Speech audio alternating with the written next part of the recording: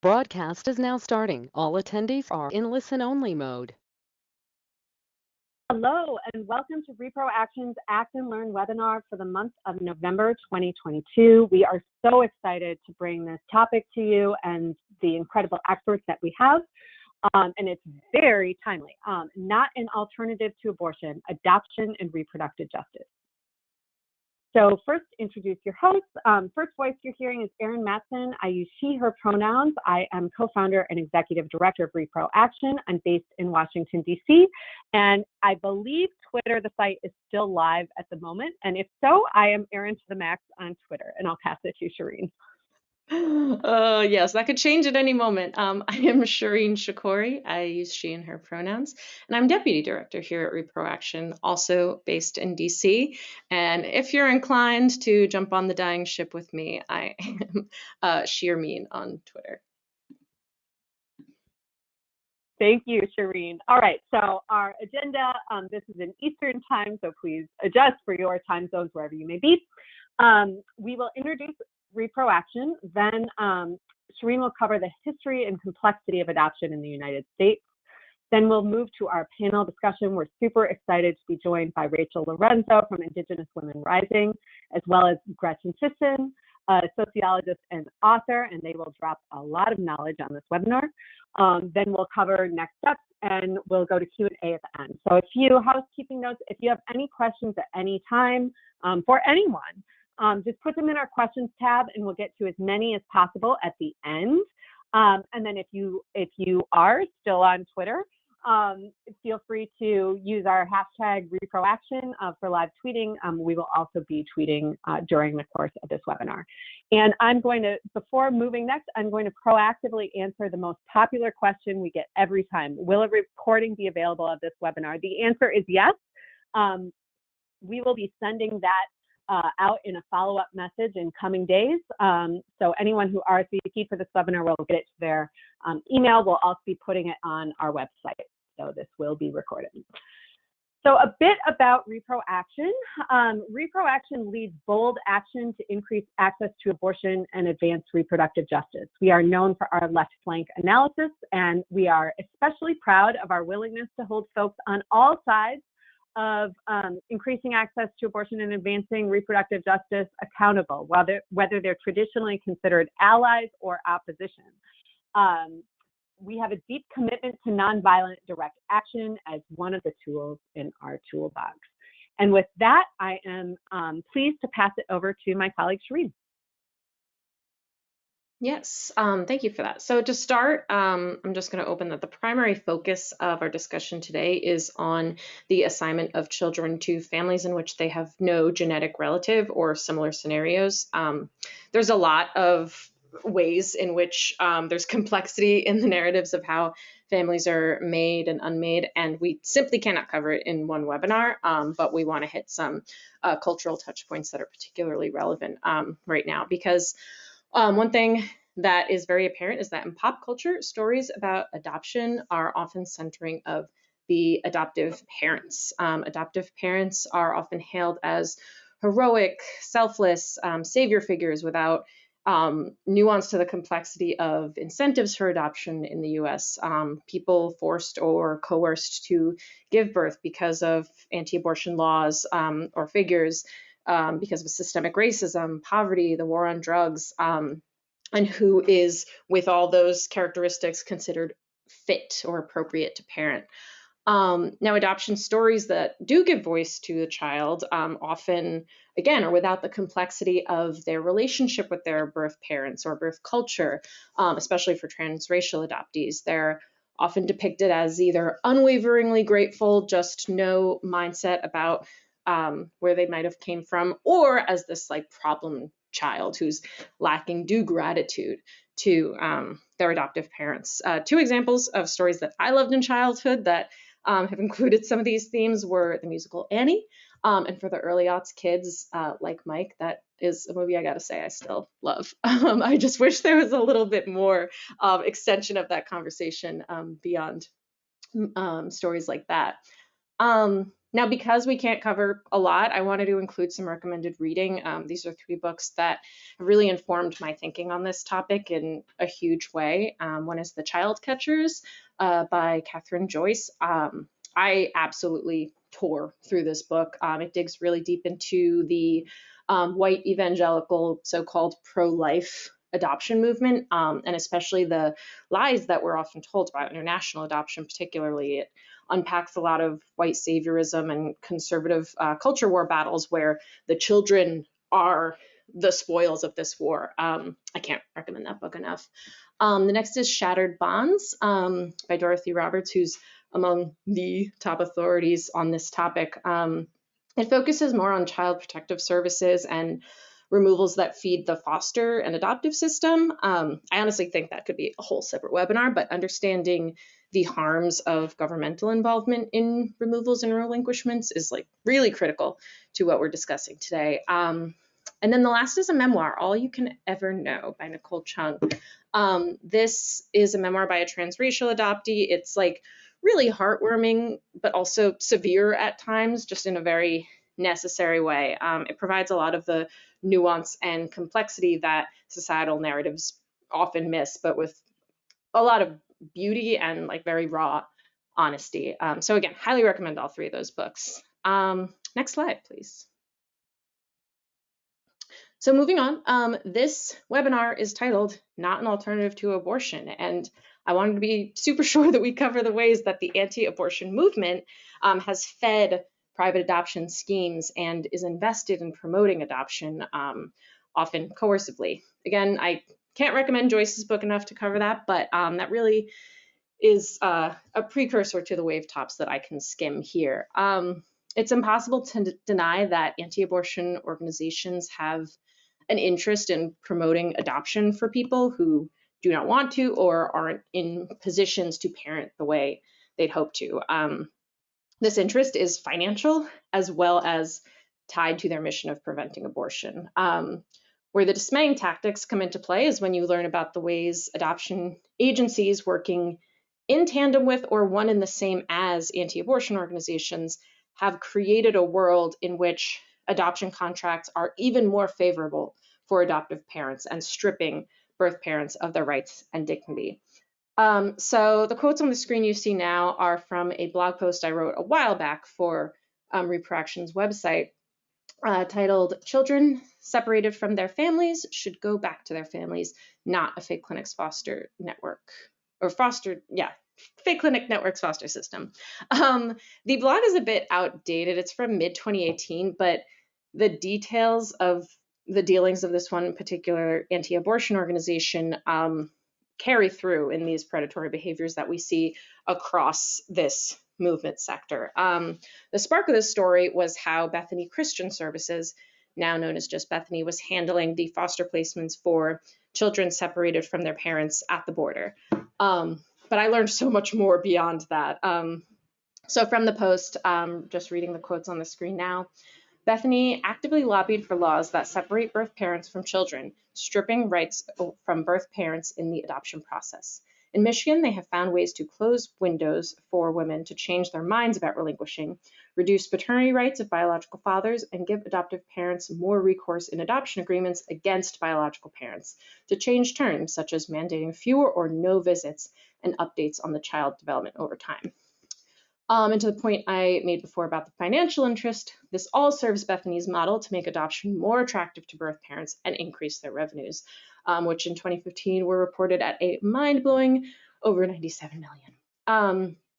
Bethany has also written and backed legislation that would facilitate the expansion of their business overseas, which is a business that at times has adopted children who weren't actually orphaned or relinquished at all, but had been kidnapped and trafficked for profit. And this doesn't even go into the children who have been returned because their US placement was no longer deemed what the adoptive parents want, and a bunch of other really horrific abuses of the system that is supposed to be ideally in the benefit of the children's interest.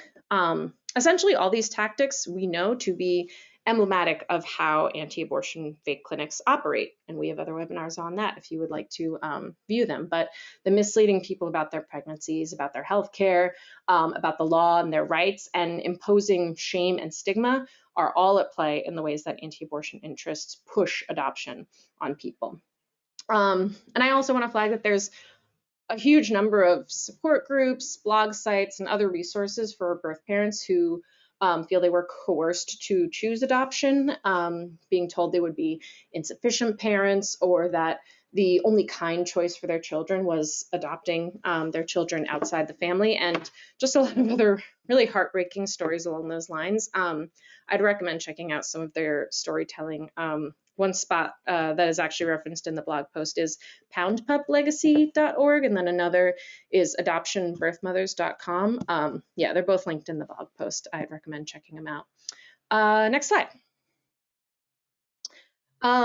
So many recall the footnote referenced in Justice Alito's opinion in Dobbs overturning Roe v. Wade, which referred to a low domestic supply of infants for desiring adoptive parents. And there was some misinformation about the quote itself and attempts to downplay the usage, but the point stands that this reference came on the heels of Samuel Alito and fellow conservative Amy Coney Barrett misusing in arguments that safe haven laws essentially meant people didn't have to face hardship by remaining pregnant against their wills because they could just relinquish infants. And people have brought up Barrett's comments in light of her position as an adoptive parent. I don't think there's space to speculate on her children. They did not ask to be in the spotlight, but adoptees and other birth parents have spoken out about the way that family has been represented, and I think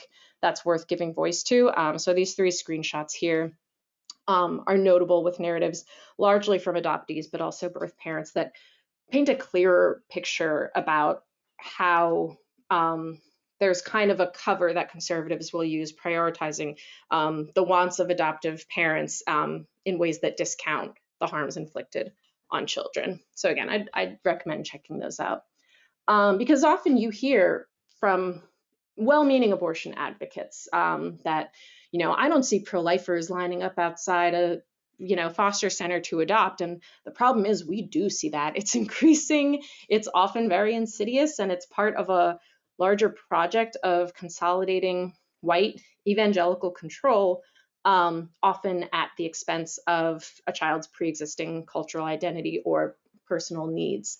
And a recently argued Supreme Court case is part of this conservative project of making adoption more attractive to white evangelical parents.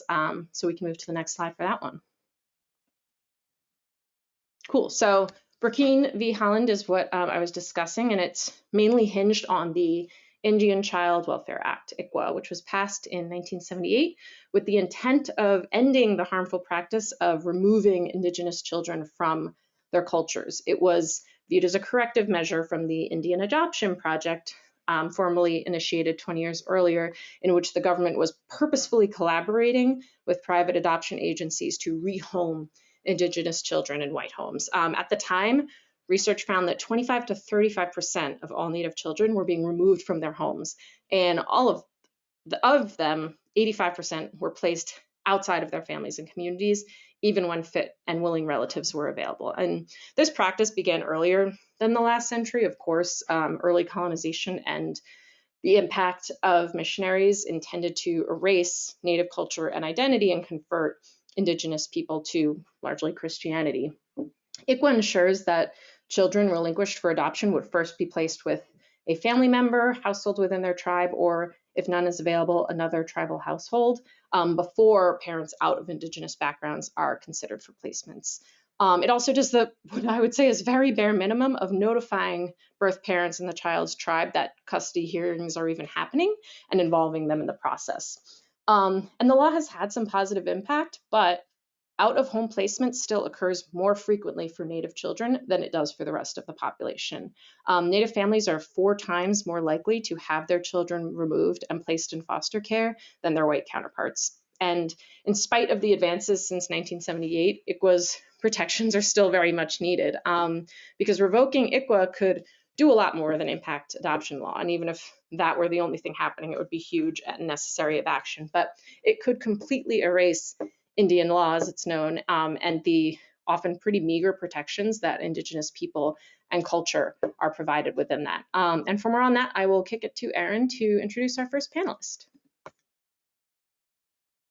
Thank you so much, Shireen. And I'm very pleased to introduce Rachael Lorenzo, a queer non-binary parent of two who lives in Albuquerque, New Mexico.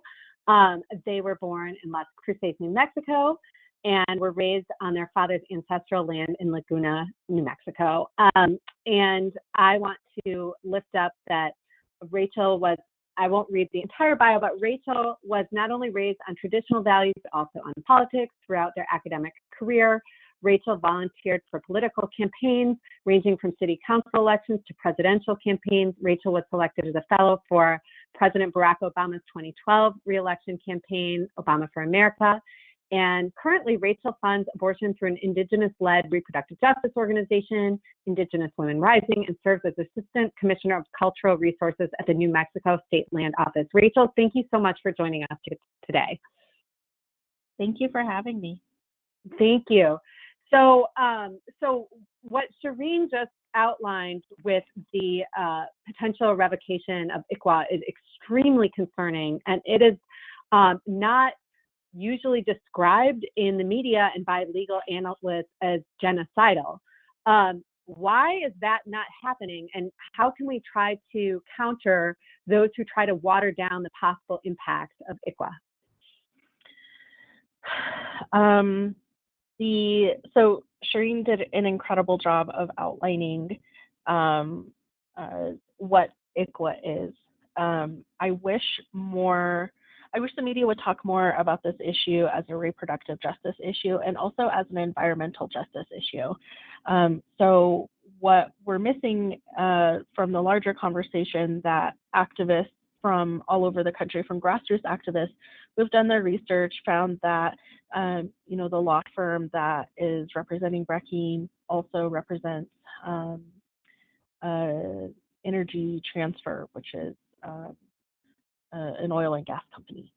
And without membership, because of stipulations placed on tribes and Native peoples by the federal government with blood quantum, and which is a totally different conversation. If we don't have our members, then we don't have land. And currently the United States federal government has this very paternalistic relationship with tribes, where tribes don't own land the way an individual might own a parcel of land. It's actually held in trust by the federal government. So the federal government ultimately, technically, could make decisions for tribes about how that land is used. And without membership, that land would go to the federal government. And there's a lot of analyses that needs to happen, and we really need to be listening to activists on the ground who are doing an incredible job trying to get this information out there, and of course approaching it with a reproductive justice lens. As an adoptee myself, it's complicated, and there is definitely the potential for our stories to be co-opted, as Shireen had posted in the previous screenshot, about how stories are being co-opted, and without the nuance that's necessary to really educate people about how we could potentially miss out on our culture without having ICWA in place. Just a follow-up question on this, because this sounds like such a seismic and horrible shift that could potentially happen. What would you like? We've got so many people on the call. We've got almost 100 people on the call right now. What would you like people on the line to do right now, knowing that this is looming? Yeah, I would really urge folks to follow the National Indian Child Welfare Act NICWA, there is an organization out there that is doing a lot of public education. Even though oral arguments are over, I really urge folks to look to their state legislatures to really figure out how at the state level there can be protections. Here in the state of New Mexico, we actually do have a state version of ICWA that's in place. I believe it's one of the first in the country. And I really feel that many times New Mexico can get overlooked for a lot of the progress that we've made in Indigenous issues. And so really looking towards New Mexico as a model for how to organize and work with your state legislature or your Commonwealth to really get something going. Because even if you don't see a large Indigenous population, we are overrepresented in the foster care system. And the fact that this was the Indian assimilation policy had to be turned around somehow, and ICWA is even in place, really speaks to the horror of this kind of policy and the need to keep it in place. And so even if there is a lot of fear because of tribal sovereignty, the ability for families and tribal governments as a whole to protect their children, there might still be at the state level some kind of mitigation that can be had. But again, not just going at it alone, because as Shireen mentioned before, there's that issue of adoptive parents being seen as like the saviors. So from an allyship side, this doesn't mean as non-Native people go and tell tribes like to do this. They're already thinking about it. Your job is to follow the lead of what tribes need and offer your services, whether it's, donating or volunteering or using a special skill set, if you are an attorney or a CPA or whatever, really letting tribes know that this is an issue that you might not be super familiar with, but you are on the side of tribal sovereignty, and that you want to help any way you can, because right now tribal governments they need all the support that they can get in the states that they're in. Thank you. That's really helpful, and I hope folks on the line will follow up on that and take action. It's so important, and it's gut-wrenching to think about. Once again, we've got a situation of a stacked court system and having to do the best we can at the state legislative level. I'm going to shift gears a little bit with the question, because Indigenous Women Rising is just a fantastic and comprehensive organization. And I want to bring in some more of the work that you do. Indigenous Women Rising does, among other services to the community, abortion funding, which is more critical than ever. Why is facilitating abortion care inseparable from supporting Indigenous parents, children, and advancing culture? Mm-hmm. So a majority of our clients are already parents. They're also caretakers of elders and even nieces and nephews. And Indigenous women and femmes in particular are the breadwinners in many Indigenous communities across the country. And so it's really important that on one hand, we support Native parents however we can, because the framework of reproductive justice doesn't just include access to abortion, but also access to quality prenatal, postpartum care, safe environments, housing, education,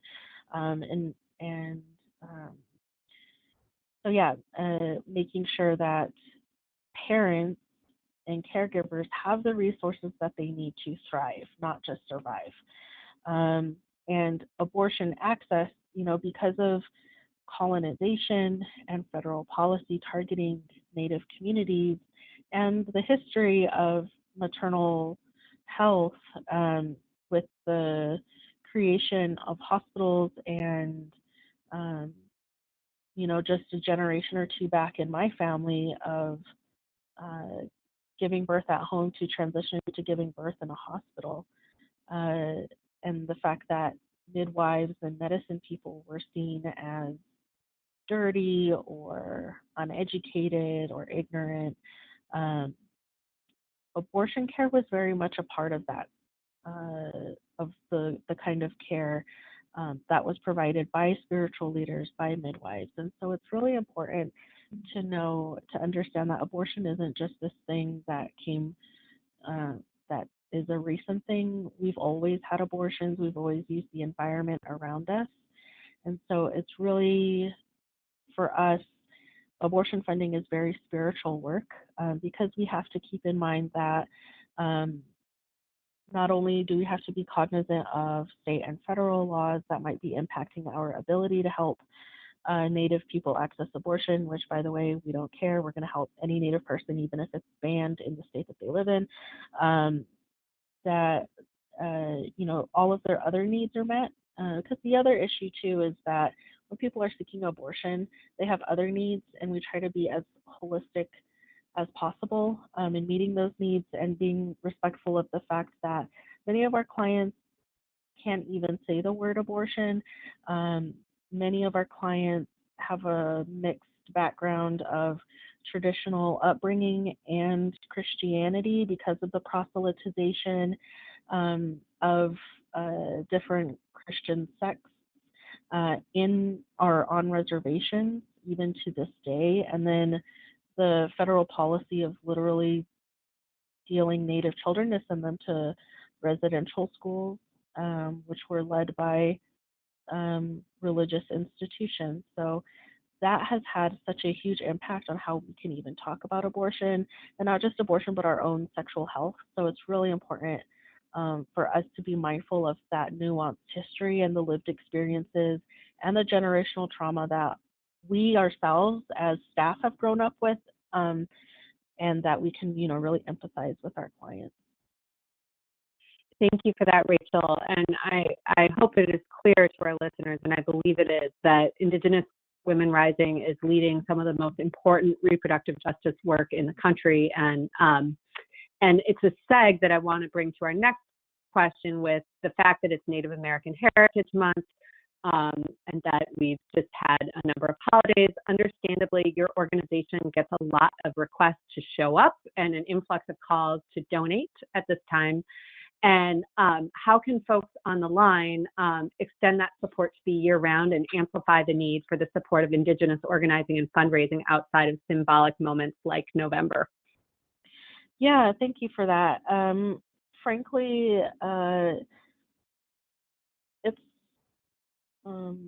it's frustrating and a bit dehumanizing to just have this 1 month and to have all of these.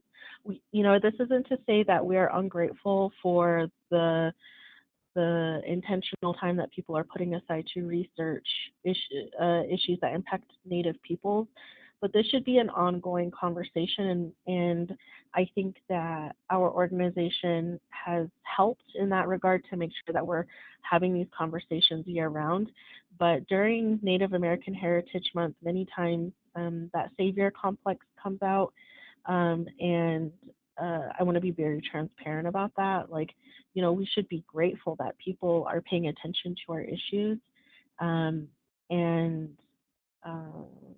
to an extent we are, but we don't just exist during the month, which is how we're treated. And not just us individually within the organization or our organization specifically, but other Native organizations. We really gear up for November to really hope that what we do that month can help make an impact all year round for the following year. And so throughout the month, we really encourage folks to take a look at our donate page on our website. There's an Act Blue where you can make a recurring donation. Our average recurring donation is about $8. So that really helps us throughout the year. And throughout the year, invite us to do teach-ins, or if there are Native orgs in your area or Native activists, just give them money. Go to their webinars, go to their teach-ins, support their art. There are so many creative ways that folks can support, our heritage and the contributions that we've made to this country over the centuries. Thank you, Rachel. That is a powerful note to end on for now. Folks, if you have questions for Rachel, please put them in the questions tab, and we'll get to as many as possible at the end. And I've also dropped that donate link in the chat for all. And I will pass it over to Shireen. Yes, thank you so much, Erin. So our next panelist is Gretchen Sisson, PhD, a sociologist who studies abortion and adoption in the United States. She is a researcher at Advancing New Standards in Reproductive Health Answer, part of the Department of Obstetrics, Gynecology, and Reproductive Sciences at UCSF. Gretchen is the author of Relinquished, The American Mothers Behind Infant Adoption, forthcoming book, and her studies on adoption includes hundreds of in-depth interviews with women who have relinquished infants for domestic adoption over the past 60 years, with a particular focus on women who have relinquished since Roe. I'll leave the rest up there. Gretchen, thank you so much for joining us, and I'll open up with the first question. So in your upcoming book, you're chronicling the years that Roe was law, related to the impacts of adoption and child relinquishment. What have been some of your most alarming findings about the interplay between the anti-abortion movement and how adoption is practiced in this country?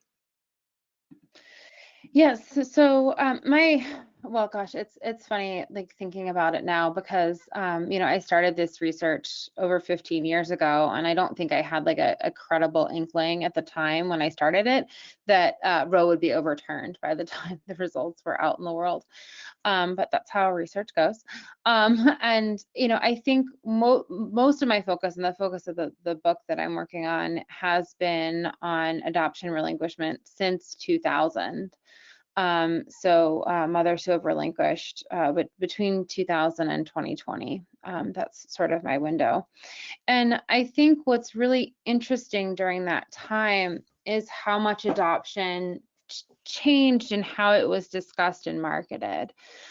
So when you look at adoption kind of pre-Roe through the 70s, adoption was really about like shaming mothers who were pregnant non-maritally, who were having sex before they were married, and who were getting pregnant in those sort of circumstances. And it was very much like a white middle class phenomenon. Like if you had a white high schooler or teenage girl who became pregnant, the way adoption functioned was to sort of redeem her and allow her to return to a middle class life trajectory.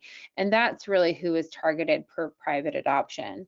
That has changed really dramatically. And when we look at relinquishing mothers today, you see far more women of color participating in that system. And I think that this is largely a reflection of both the market for adoption and also where how sources of power are distributed in this country. And so now people who are powerless are often powerless. Their powerlessness is rooted in lack of income. And I did a sample of 8,000 relinquishing mothers whose adoptions were between 2010 and 2020. And their average income was about, I guess the majority of them had an income of less than $5,000 per month. So you're talking about people with very, very little personal income, very, very little economic power. And that is largely what's driving the system.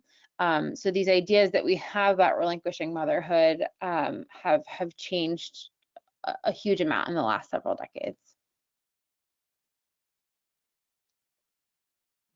Sorry, I was muted. Thank you so much for that. And related to that, a segue therein, the story of adoption, as I teed up before, is often framed as solely in the interest of children. but stories told by adoptees rarely seem to rise to the surface. And I want to know why you thought that is and how we can refocus on those most impacted by adoption policies.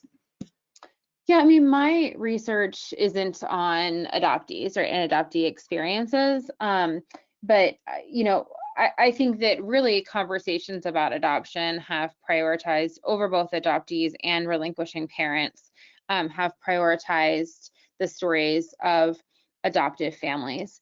And that's done by both the anti-abortion movement, but it's also just part of our culture and how we think about adoption. We think about adoption as a process of building families. We look at adoption as this sort of beautiful social good alternative. And we don't often hear from or look at the families that are separated by adoption. And of course, adopted people are part of both of these families, and their voices as part of their families of origin are not often given a lot of traction in our culture. And you'll see this a lot on social media or she showed this screenshot earlier from Elizabeth Spears' New York Times piece after the oral arguments for Dobbs, about how she was adopted and how there were a lot of parts of her adoption that were traumatic for her. And then there's this huge amount of backlash that oh, well, you just had a bad experience, right? And would you rather have been aborted? And, I think that there's a huge amount of gaslighting that goes toward adoptees who are critical at all of the system of adoption. And I think that it's important to center their voices. And again, my work is not on adoptee experiences, but I do a lot of, one of the most important parts of my research is as I'm writing, I'm doing a lot of reading of adoptee memoirs, adoptee accounts, staying connected to those because I think this idea that adoption is inherently good for children is wrong sometimes, but more than that, just isn't advanced by adoptees themselves. And I think it's important to have an awareness of those experiences as well.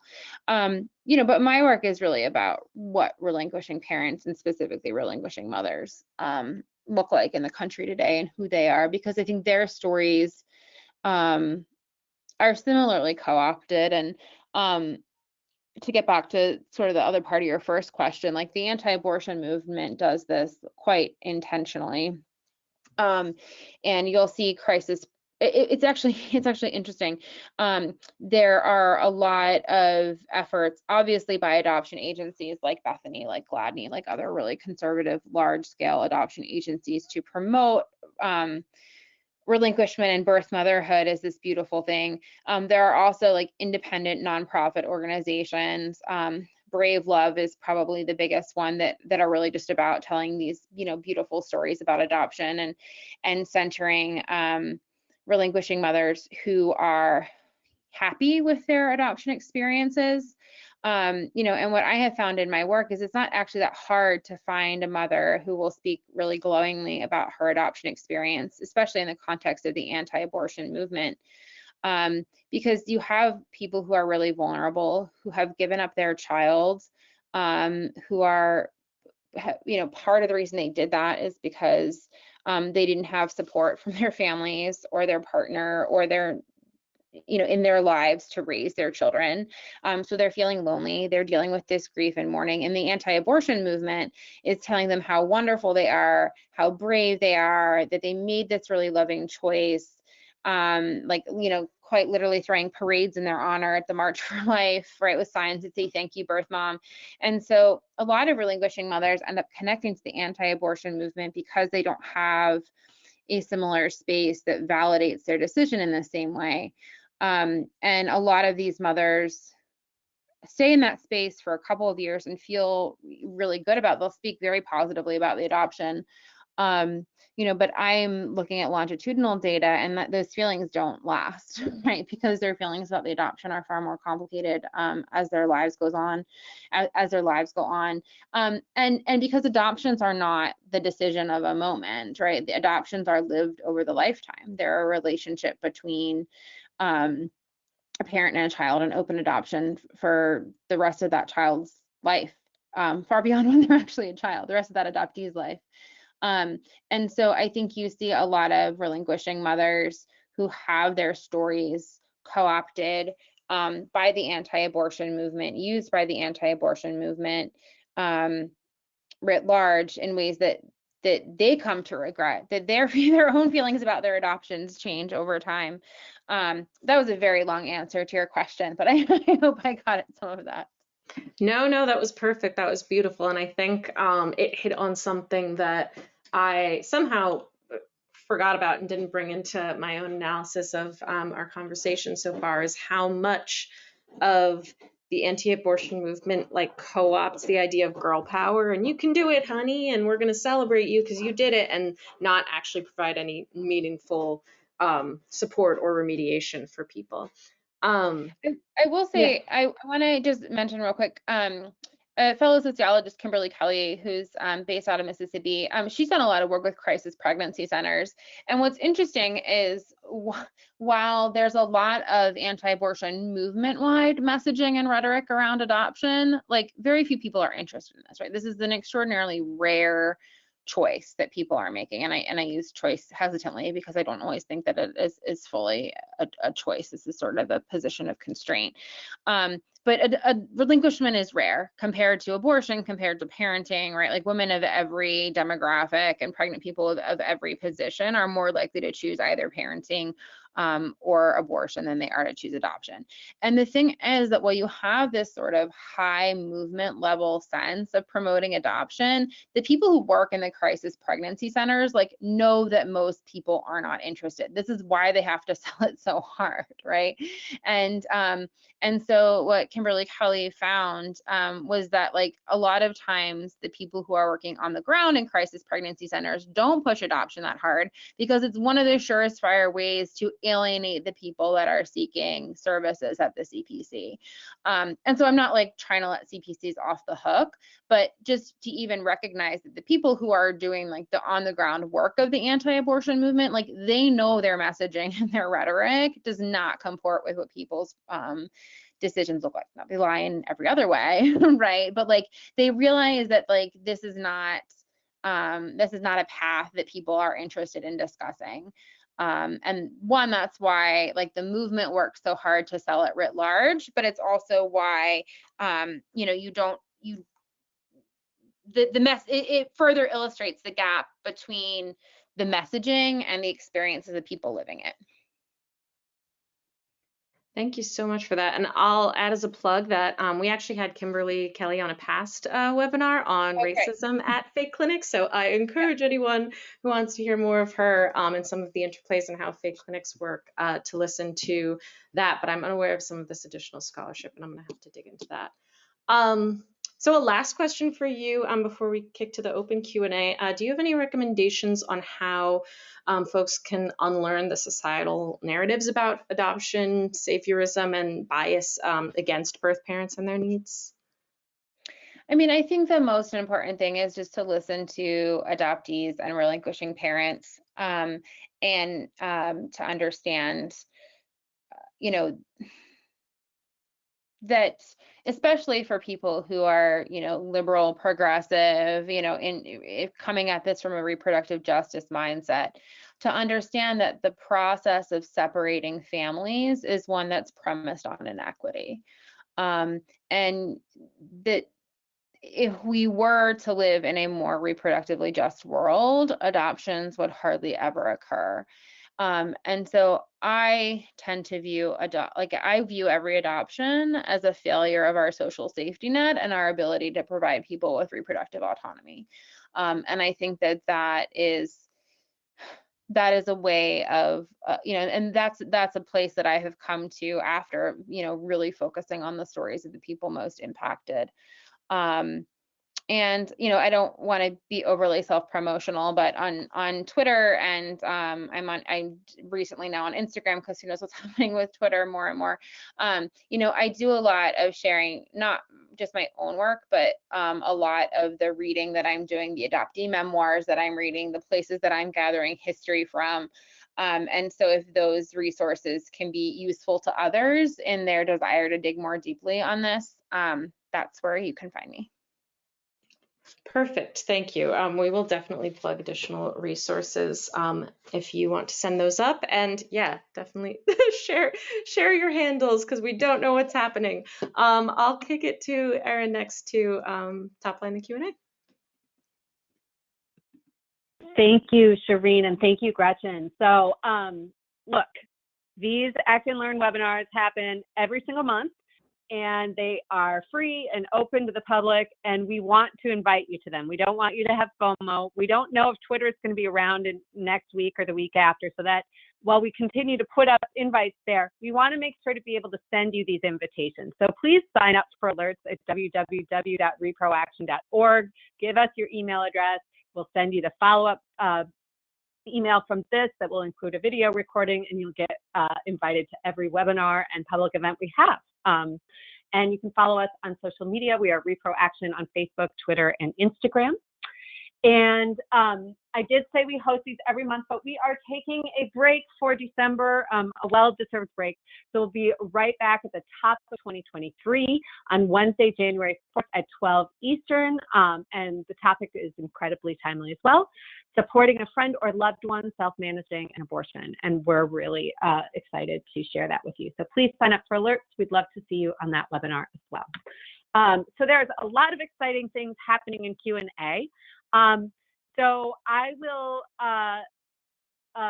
start with something that's recent, and it comes in from one of our listeners. It's for, can Gretchen repeat that about what she views adoption as a failure of ...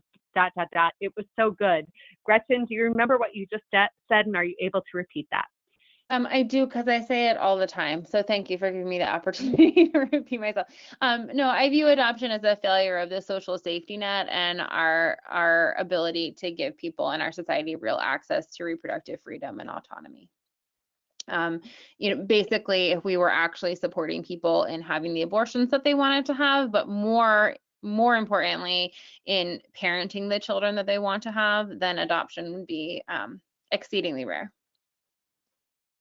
Thank you, Gretchen. Appreciate that. And glad that it was on a greatest hit, that you're able to get that out to the group again. All right, this question, I'd love to have you both answer it, and we'll start with Rachael and then go to Gretchen. This is a very thoughtful and interesting question. Is there a way to go after the abuses of adoption processes without it worsening the struggles for people who are already targeted by discriminatory policies that make it more difficult for them to adopt, such as LGBTQ families?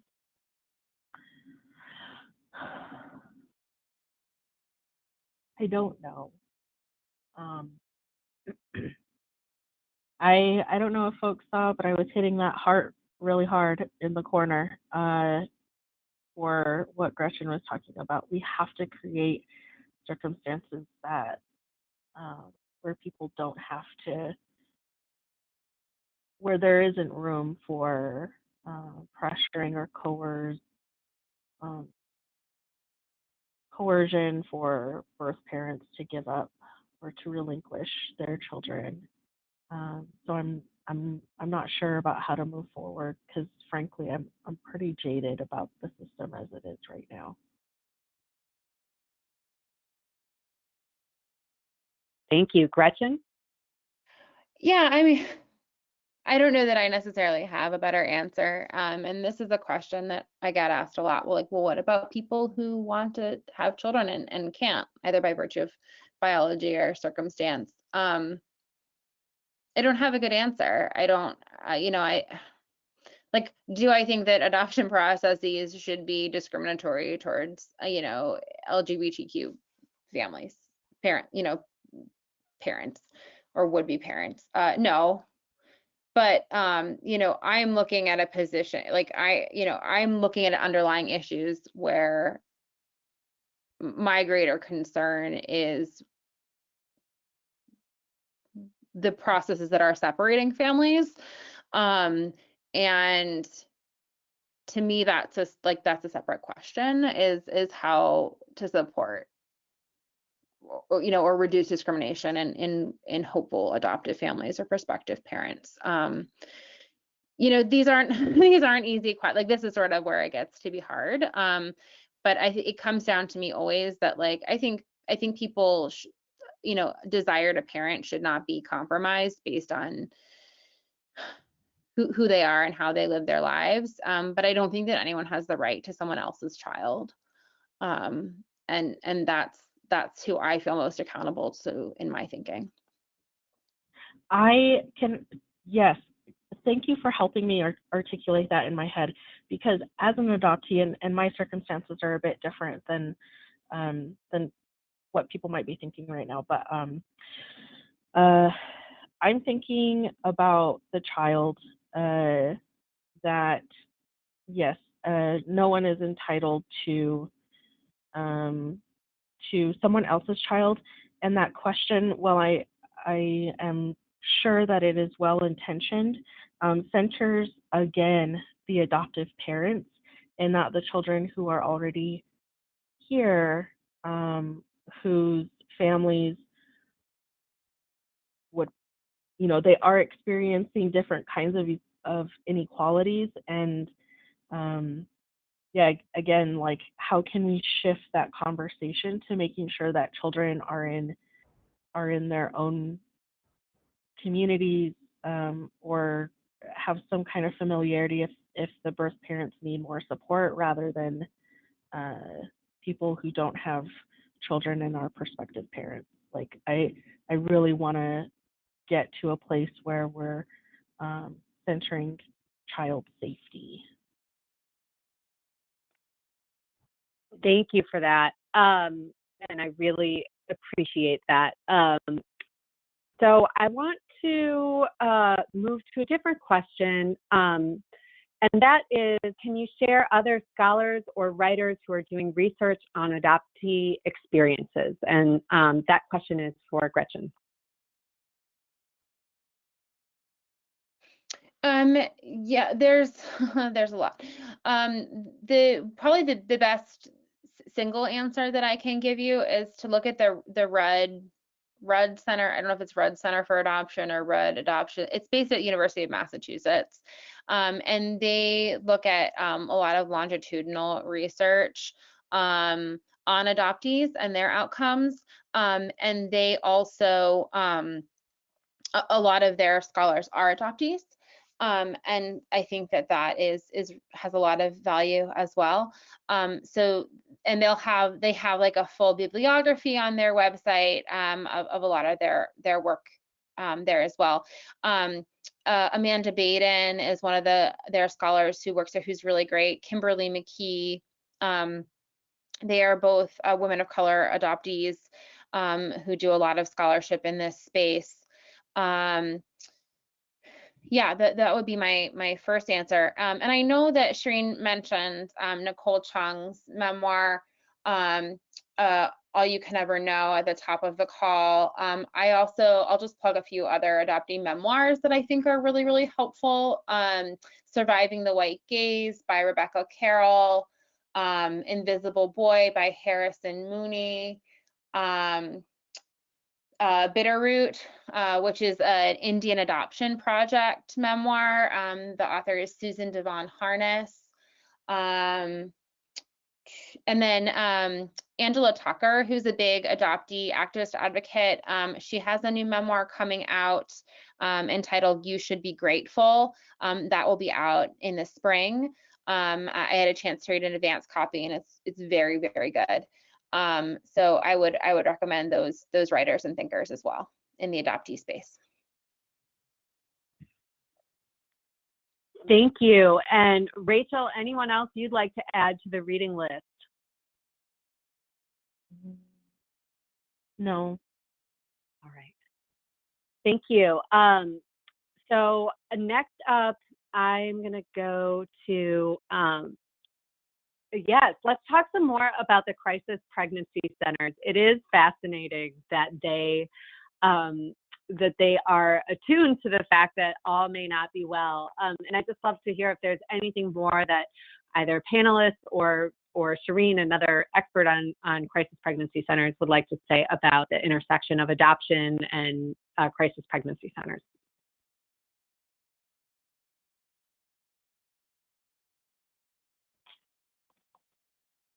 Well, I just want to clarify, I'm not trying to like let crisis pregnancy centers like off the hook, right? Like, I just think it was one of an interesting finding of Kimberly is that like even among the people who are like doing the work at crisis pregnancy centers, like they recognize that people are not interested in adoption most of the time.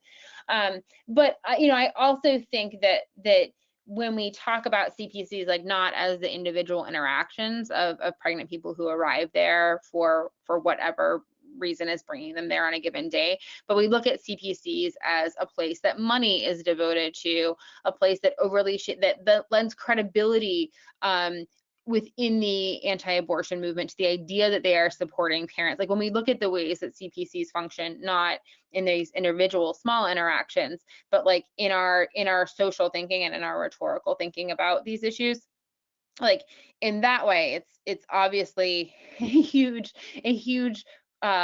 source or a huge outlet for spending, for messaging that promotes adoption in ways that are wholly inconsistent with the experiences of most relinquishing parents and adoptees.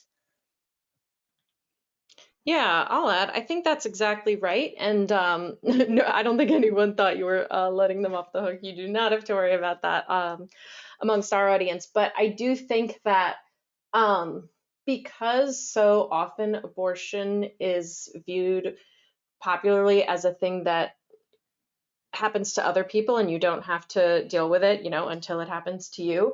The harm of big clinics pushing the narrative of, well, everyone can just get an adoption does more to toxify the culture that it will often do to an individual, you know, potential parent facing the decision to relinquish or continue a pregnancy.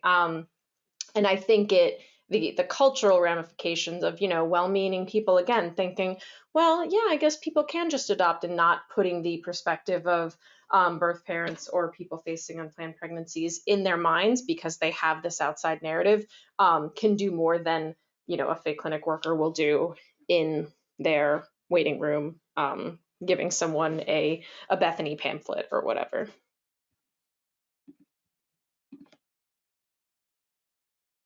Thank you. So, so a question here is are all adoptions exploitative, or are there situations when bio parents genuinely do not want kids? And I'm seeing a few comments to this nature in the question box, just that folks are confused and think that there may be situations where there are children and adoptive scenarios are ultimately or are always ultimately wanted by their parents or extended family.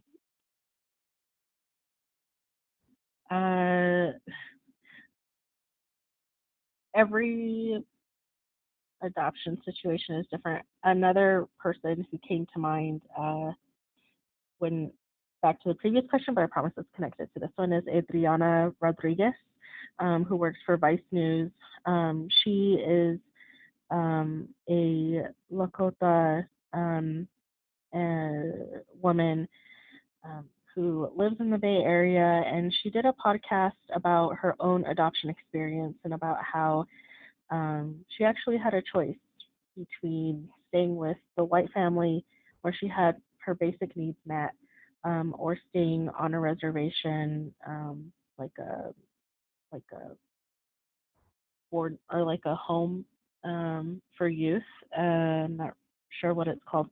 It was on the reservation, and she went back to see it and tried to piece together, you know, what her decision could have looked like if she had chosen that. And she talks about her family's experiences with substance use and splitting up her siblings. And there are absolutely situations where, you know, maybe that's something the birth parents want, or the family, you know, makes that decision together. But I am sorry if folks took my comments to mean like it's black or white, like, you know, we're not centering children enough, or this is like purely from because we're adults that we can make these decisions and children can't. But there's a lot of nuance, I think, that goes into that, that, maybe it is. But again, you really got to think critically about why are the circumstances the way that they are. And I'm sure there are people who didn't want to have an abortion and chose to go through pregnancy and genuinely didn't want to be a parent. I'm positive that that happens too. And this isn't an erasure of those experiences. But just like anything else, just like abortion stories, everyone's story is nuanced and different. Thank you so much. And that's, we are just at time. Gretchen, is there something you want to say super quick? I just want to say I have spoken with hundreds of mothers who've relinquished infants at this point. And I'm not interested in imposing motherhood on anybody or parenthood on anybody. I do speak with mothers, but I'm not interested in imposing parenthood on anybody who doesn't want it.